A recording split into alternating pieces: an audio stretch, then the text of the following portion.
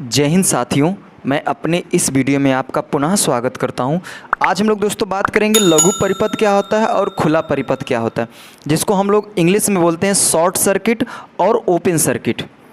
देखिए, आप एक शब्द अक्सर सुनते होंगे कि हमारा जो वायर होता है शॉर्ट हो गया, कहते हैं ना वायर शॉर्ट हो गया, ऐसे करके कभी कभी बोलते हैं। या फिर कहते कभी कभी क्या होता है कि जब कहीं पे तारों के जो खंभे के जो तार गुजरते हैं, जहाँ उस पर देखा करिए आप लोग, कौवा कभी कभी बैठ जाता है, फिर कोई पक्षी बैठ जाता है। तो जब उनके जो पंख होते हैं, जब वो दो तारों से सट जाते हैं, तो वहाँ पे भी शॉर्ट सर्किट होता है। तो लोग अक्सर कहते हैं कि वहाँ पे शॉर्ट सर्किट हो गया, इसलिए लाइट कट गई, ऐसा करके कभी बोलते होंगे लोग। तो ये शब्द आप ज़रूर सुने होंगे कि शॉर्ट सर्किट होता क्या है। आइए दोस्तों, इस वीडियो के माध्यम से हम आपको यही बताएंगे कि शॉर्ट सर्किट किसे कहते हैं और ओपन सर्किट किसे कहते हैं। ये इलेक्ट्रिकल इंजीनियरिंग का टॉपिक है और ये इंटर यानी जो क्लास 12th और 10th की मैं बात करूं तो उसमें भी ये टॉपिक है। तो आइए इसको हम समझ लेते हैं कि लघु परिपथ और खुला परिपथ क्या होता है। देखिए, लघु का मतलब होता है छोटा, और परिपथ का मतलब पहले समझ लिए परिपथ क्या होता है कि धारा के प्रवाह का जो बंद मार्ग होता है उसी को हम लोग परिपथ कहते हैं। जैसे मान लीजिए कहीं से अगर धारा ट्रेवल कर रही है तो एक क्लोज पाथ में वो ट्रैवल करे, यानी कहीं से ब्रेक ना हो, जहाँ से चली थी वहीं से करंट होते हुए फिर एक क्लोज मार्ग में ट्रैवल करते हुए पुनः उसी मार्ग में उसी स्थान पे आता है।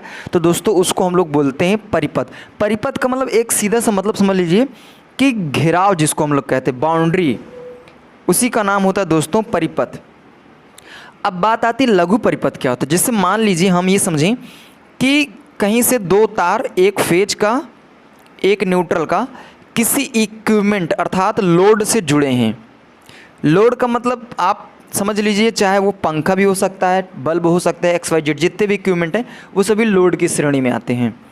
तो मान लीजिए फेज है, ये न्यूट्रल है।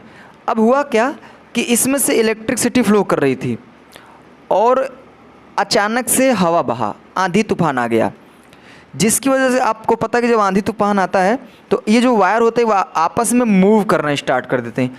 तो अगर ये मूव करते करते अगर ये वायर जाके चिपक जाए, यानी दोनों आपस में क्या हो जाएं, सट जाएं, ये दोनों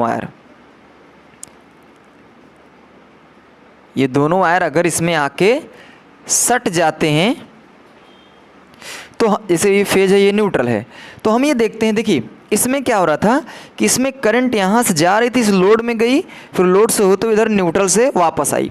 लेकिन अब इसमें देखिए, इसमें करंट तो फेज से जा रही थी, अब इसको जाना चाहिए था लोड में, लेकिन लोड में नहीं गई क्योंकि यहाँ पे वायर सट गया, न्यूट्रल यहाँ सट गया।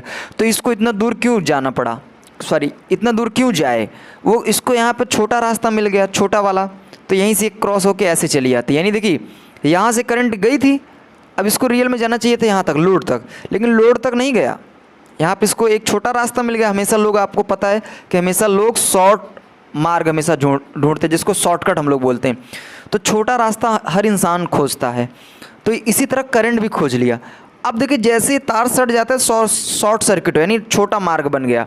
अब जैसे ही छोटा मार्ग बनता है तो इधर वाला जो ये लोड साइड इधर होता है, इधर करंट बहुत ज़्यादा हाई हो जाती है, बहुत ज़्यादा हो जाती है।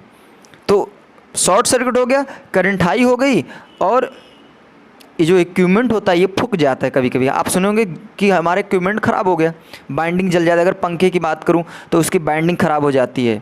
और भी इक्विपमेंट है तो उनके कुछ ना कुछ इक्विपमेंट, जैसे बल्ब का, तो उसका जो तंतु होता है वो टूट जाता है। तो ये सब होता है।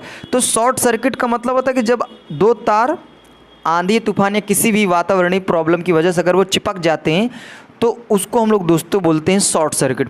और शॉर्ट सर्किट में जो करंट होती है वो बहुत ज़्यादा हाई हो जाती है, जिसकी वजह से हमारा इक्विपमेंट ख़राब हो जाता है। और एक चीज़ सुनिए, अगर मैं बात करूँ करंट की, अगर करंट आपका हाई हो गया है तो अगर मैं पूछूँ रेजिस्टेंस फिर क्या होगा, तो दोस्तों ये ध्यान रखना है कि करंट और रेजिस्टेंस एक दूसरे के अपोजिट होते हैं। अगर करंट हाई हुआ है तो इसका मतलब है कि रेजिस्टेंस फिर आपका लो हो चुका है, ये ध्यान रखना है। तो ये बात हुई दोस्तों शॉर्ट सर्किट। शॉर्ट सर्किट का मतलब उम्मीद करता हूँ समझ में आ गया होगा कि जब दो तार आपस में सटते हैं तो इस घटना को हम लोग दोस्तों बोलते हैं शॉर्ट सर्किट। अब बात आती है ओपन सर्किट। ओपन सर्किट की बात मैं करूँ तो मान लेता हूँ, मैं यहाँ पे एक ही तार से आपको समझा दूँ। चलो मान लेता हूँ ये फेज वायर है। अब हुआ क्या कि इसमें ज़्यादा खिंचाव पड़ गया, इस वायर में क्या हुआ, अगर मान लीजिए इधर से भी ज़्यादा खिंचाव पड़ रहा है, इधर से भी खिंचाव पड़ रहा है, तो आप देखते होंगे ये वायर क्या होते हैं, दो टुकड़ों में टूट जाते हैं। जब दो टुकड़ों में टूट जाते हैं तो इसी को हम लोग दोस्तों बोलते हैं खुला परिपथ अर्थात ओपन सर्किट। तो जब कोई तार कहीं से टूट जाता है तो उसे हम लोग दोस्तों बोलते हैं ओपन सर्किट। और देखिए इसमें क्या हुआ था कि इसमें करंट बहुत ज़्यादा हाई हो गई थी, लेकिन ओपन सर्किट में क्या होता है कि इसमें करंट, यहाँ पर जब तार टूट जाता है तो करंट गति ही नहीं करती, यानी करंट कह सकता हूँ करंट जो होती है, करंट आपकी जीरो हो जाती है, जीरो अर्थात करंट का प्रवाह होना बंद हो जाता है। अब आप सोचिए कि अगर करंट जीरो हो गई तो इसका मतलब है कि जो रेजिस्टेंस है, रेजिस्टेंस जो है वो क्या हो चुका है, बहुत ज़्यादा हाई हो गया। तो ये पॉइंट आपको याद रखना है दोस्तों कि ओपन सर्किट में जो शॉर्ट सर्किट होता था उसमें करंट हाई होता था और रेजिस्टेंस लो होता था। लेकिन अगर हम बात करें ओपन सर्किट में, तो ओपन सर्किट में क्या होता है कि करंट पूरी तरह से जीरो हो जाती है और जो रेजिस्टेंस होता है वो बहुत ज़्यादा हाई, अर्थात मैं कह सकता हूँ अनंत कह सकते हो।